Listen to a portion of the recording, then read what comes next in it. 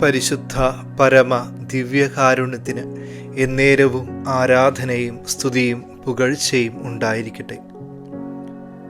പത്രോസിൻ്റെ 1-ാം ലേഖനം 5-ാം അധ്യായം 6-ാം തിരുവചനം. ദൈവത്തിൻ്റെ ശക്തമായ കരത്തിൻ കീഴിൽ നിങ്ങൾ താഴ്മയോടെ നിൽക്കുവിൻ. അവിടുന്ന് തക്ക സമയത്ത് നിങ്ങളെ ഉയർത്തിക്കൊള്ളും. നിങ്ങളുടെ ഉത്കണ്ഠകളെല്ലാം അവിടുത്തെ ഏൽപ്പിക്കുവിൻ. അവിടുന്ന് നിങ്ങളുടെ കാര്യത്തിൽ ശ്രദ്ധാലുവാണ്.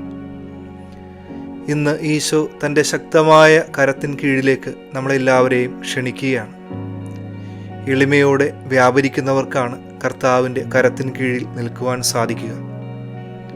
വിശുദ്ധ അഗസ്റ്റിൻ ഇപ്രകാരമാണ് പറയുക: നിങ്ങൾക്ക് ഉയരണമെങ്കിൽ താഴെ നിന്ന് തുടങ്ങുക. മേഘങ്ങളെ തൊടാനുതകുന്ന വിധത്തിലുള്ള ഒരു ഗോപുരം നിങ്ങൾ പണിയാൻ ആഗ്രഹിക്കുന്നുണ്ടെങ്കിൽ അതിനുവേണ്ടി ആദ്യം എളിമയുടെ അടിത്തറ നിങ്ങൾ കെട്ടണം. ഏതൊരു വ്യക്തിയുടെയും ഉയർച്ചയുടെ അടിസ്ഥാനം എത്രയേറെ ആ വ്യക്തി എളിമപ്പെട്ടു എന്നതിലാണ് ഇരിക്കുക.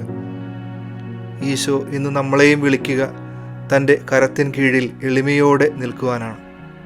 അങ്ങനെ നിൽക്കുമ്പോഴാണ് കർത്താവിന് നമ്മളെ ഉയർത്തുവാൻ സാധിക്കുക. നമ്മുടെ ഉത്കണ്ഠകളെയും പ്രയാസങ്ങളെയും എല്ലാം ഈശോയ്ക്ക് ഈ നിമിഷം കൈമാറാം. അവിടുന്ന് നമ്മുടെ എല്ലാ കാര്യങ്ങളിലും ശ്രദ്ധാലുവാണെന്ന് തിരുവചനം പഠിപ്പിക്കുകയാണ്.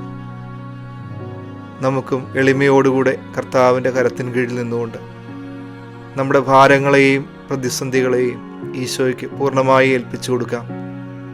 നമ്മുടെ ജീവിതത്തിന്മേൽ ശ്രദ്ധ പതിപ്പിക്കുന്ന കർത്താവിൻ്റെ സ്നേഹത്തെ ഓർക്കാം. സർവശക്തനായ ദൈവം, പിതാവും പുത്രനും പരിശുദ്ധാത്മാവും നിങ്ങളെ സമൃദ്ധമായി അനുഗ്രഹിക്കട്ടെ.